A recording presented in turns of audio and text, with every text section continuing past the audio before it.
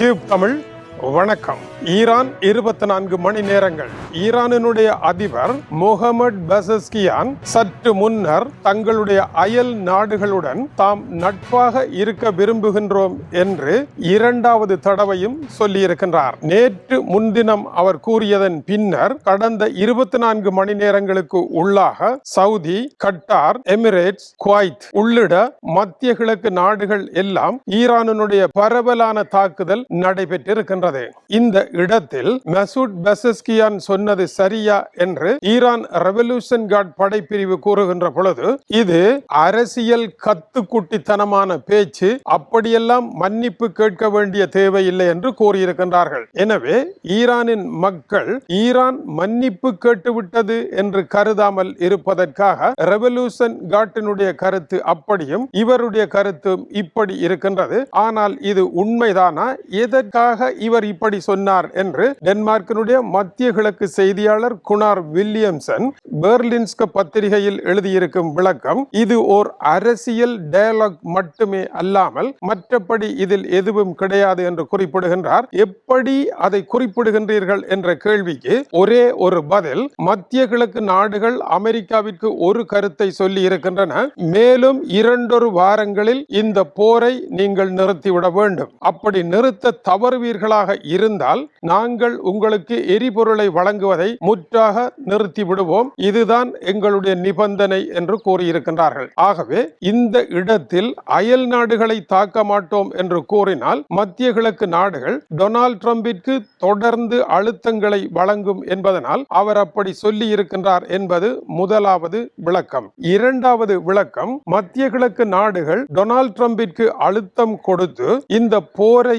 நிறுத்தி ஈரானுடைய revolution card படை பிரிவினர் ஆட்சியை தொடர்வதற்கு ஏற்பாடு செய்வார்களாக இருந்தால் தாங்கள் மத்திய கிழக்கு நாடுகளினுடைய வர்த்தகத்தை குலைக்க மாட்டோம் என்றும், இதற்கு நீங்கள் இணங்க தவறுவீர்களாக இருந்தால் உங்கள் மீதான தாக்குதல் தொடரும் என்கின்ற மிரட்டலும் அவருடைய பேச்சாக இருக்கும் என்று கூறப்பட்டிருக்கின்றது. இவர் இப்படி கூறி முடிக்க நடைபெற்றிருக்கின்ற தாக்குதல் மிக மோசமானதாக இருக்கின்றது. ஆகவே இவருடைய கருத்தை மத்திய கிழக்கு நாடுகள் ஒரு பொருட்டாகவே மதிக்கவில்லை என்பது முதல் விடயமாகும். ஏன் மசூத் பெசஸ்கியானுடைய கருத்தை மதிக்க முடியாது என்பதற்கான விளக்கம், ஈரானில் நடைபெற்ற ஆர்ப்பாட்டத்தில் பல்லாயிரக்கணக்கானவர்கள் ரெவல்யூஷன் கார்ட் படை பிரிவினரால் மிக அருகில் வைத்து துப்பாக்கியால் சுட்டுக் கொல்லப்பட்டதாக செய்திகள் வந்தன. அதற்கு பின்னதாக மசூத் பெசஸ்கியான் இறந்து போன மக்களின் குடும்பத்தினரிடம் மன்னிப்பு கோருவதாக அறிவித்தார். படுகொலைகள் நடைபெற்றுக் கொண்டிருக்கின்ற பொழுது அவர் அதை தடுப்பதற்கு எதுவும் செய்யவில்லை. ஆனால் இறந்த பின்னர் அவருடைய மன்னிப்பு ஒரு செல்லாக்காசு மன்னிப்பாக இருந்தது. இதுபோல அவருடைய மகன் ஈரானில் நிறுத்தப்பட்ட இணையத்தை உடனடியாக கொண்டு வர வேண்டும் என்று கூறினார். அவரை ரெவல்யூஷன் கார்ட் படைப்பிரிவினர் எதுவும் செய்யவில்லை. இவைகள் செட் பண்ணப்பட்ட ஒரு போலி நாடகம், அரசியல் நடிப்பே அல்லாமல் நடைமுறையில் எதுவும் செய்வதற்கு இல்லை என்பதும், இவர்கள் அரசியலில் இருந்து வெறும் வசனங்களை பேசுகின்றார்கள் என்பதும் இவர்கள் மீதான மதிப்பீடாக இருக்கின்றது. இந்த நிலையில் பெசஸ்கியான் மறுபடியும் சொல்லி இருக்கின்றார், நாங்கள் அயல் நாடுகளுடன் நட்பாகத்தான் இருக்க விரும்புகின்றோம் என்று. அவருடைய பேச்சை அயல் நாடுகள் இப்பொழுது கேட்க தயாரில்லை. ஏன்? இதை தொடர்ந்து சவுதியினுடைய வெளியுறவுத்துறை அமைச்சர் பின் பைசால் பின் பார்கன் கூறுகின்ற பொழுது, ஈரான் தொடர்ந்து சவுதி மேல் தாக்குதலை நடத்தி கொண்டிருக்கின்றது. இந்த தாக்குதல்கள் இப்படியே தொடருமாக இருந்தால் தாங்கள் பதிலுக்கு ஈரானை தாக்குவோம் என்று அறிவித்திருக்கின்றார். இந்த தாக்குதல் எப்படி இருக்கும்?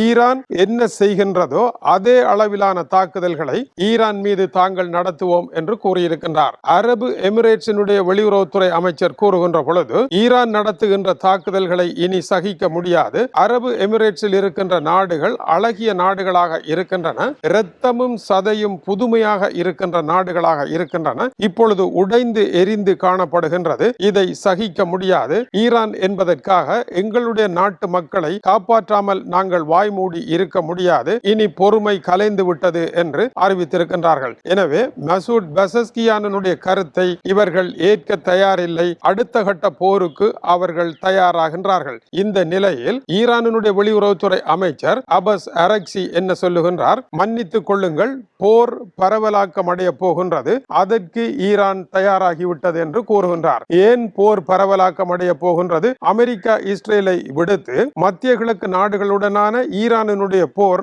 நடைபெற போகின்றது. மத்திய கிழக்கு, அதாவது சவுதி உட்பட பல நாடுகள் இணைந்து தாக்குதலை நடத்துமாக இருந்தால் உடனடியாக ஈரான் அவர்களுடன் ஒரு போரை தொடங்குவதற்கு தயாராக இருக்கின்றது. இது போரை பரவலாக்கும் வேலையாக அமைய போகின்றது. அவருடைய கருத்து அப்படி இருக்கின்றது. இந்த நிலையில் டொனால்ட் ட்ரம்ப் என்ன செய்ய போகின்றார் என்று அவரிடம் கேட்கப்பட்ட கேள்விக்கு அவர் கூறியிருக்கும் பதில், இதுவரை தாங்கள் போராடியதாகவும் சைபரிலிருந்து 10 வரையான அளவிற்கு தன்னால் இயன்றளவெல்லாம் முயற்சி எடுத்தாயிற்று, இனி போரானது 10 - 15 என்கின்ற அளவிற்கு மாறப்போகின்றது. அதாவது தாக்குதல்கள் மேலும் உக்கிரமடைய போகின்றது. ஈரானில் ஏற்கனவே 30 இடங்கள், சாதாரண பொதுமக்கள் வாழும் இடங்களில் அமெரிக்காவினுடைய தாக்குதல் நடந்து முடிந்து விட்டது. இது ஈராக்கை போல பெருக்க போகின்றது என்பது டொனால்ட் ட்ரம்பினுடைய விடயமாக இருக்கின்றது. அங்கிருக்கும் ஆட்சியாளர்களை திருத்தவே முடியாது என்று அவர் குறிப்பிடுகின்றார். மேலும் அவர் கூறுகின்ற பொழுது, பிரச்சனையை தீர்க்க வேண்டுமாக இருந்தால் இப்படி ஒவ்வொரு 5 வருடங்கள் ஒரு தடவை போர் நடத்தி கொண்டு இருக்க முடியாது. இதை ஒரே அடியாக முடிக்க வேண்டும். அதற்கு ஈரானில் ஒரு புதிய ஆட்சி வர வேண்டும், ஒரு புதிய தலைவர் வர வேண்டும் என்று அவர் கூறுகின்றார். ஆனால் அப்படி ஒரு புதிய தலைவரை கொண்டு வருவதில் சாத்தியம் இருக்கா என்றால் இப்போதைய ரெவல்யூஷன் கார்ட் படைப்பிரிவினரையே அதிகாரத்தில் இருந்து அகற்றுவது கடினமாக இருக்கும். இந்த நிலையில் ஈரானுடைய பாராளுமன்றம் போரை தொடருங்கள் என்று கூறியிருக்கின்றது. மேலும் சவுதி அரேபியாவை காப்பாற்றுவதற்கு தங்களுடைய நிபுணர்களை இறக்க தயார் என்று உக்ரைனிய அதிபர் வோலோடிமிர் செலன்ஸ்கி கூறியிருக்கின்றார். தங்களுக்கு எதிரான போரில், உக்ரைன் ரஷ்யா போரில் ஈரான் தலையிட்டு ஜாகிட் ஆளில்லா விமானங்களை ஏவியதனால் அந்த விமானங்களை எப்படி சுட்டு வீழ்த்துவது என்பதில் தாங்களே சிறப்பு பெற்றவர்கள் என்றும் தங்களுடைய நிபுணர்களை அனுப்புகின்றோம் ஈரானுடைய ஜாகிட் ஆளில்லா விமானங்களை சுட்டு வீழ்த்துவதற்கு என்றும் தாங்கள் தயார் என்றும் சவுதி மன்னருக்கு அறிவித்திருக்கின்றார் உக்ரைனிய அதிபர் வோலோடிமிர் செலன்ஸ்கி. அமெரிக்காவை பொறுத்தவரையில் தரைப்படையை இறக்கலாமா என்று டொனால்ட் ட்ரம்பிடம் கேட்கப்பட்ட கேள்விக்கு ஒரே பதில், அதற்கு தாங்கள் தயார் இல்லை என்றும், அதேவேளை குர்டிஸ்தானியர்களை இறக்கப் போகின்றீர்களா என்றால் அதுவும் சரிவராது, அவர்களை இறக்குவதும் சாத்தியமில்லை என்று குறிப்பிட்டிருக்கின்றார். இந்த நிலையில் என்னதான் நடைபெறப் போகின்றது? இது ஐக்கிய நாடுகள் பாதுகாப்பு சபையில் ஒரு பிரேரணையை கொண்டு வந்து வீட்டோ அதிகாரம் இருப்பதனால் எதையும் செய்ய முடியாமல் போகின்ற நிலை போலத்தான் இந்த விவகாரம் இருக்கின்றது.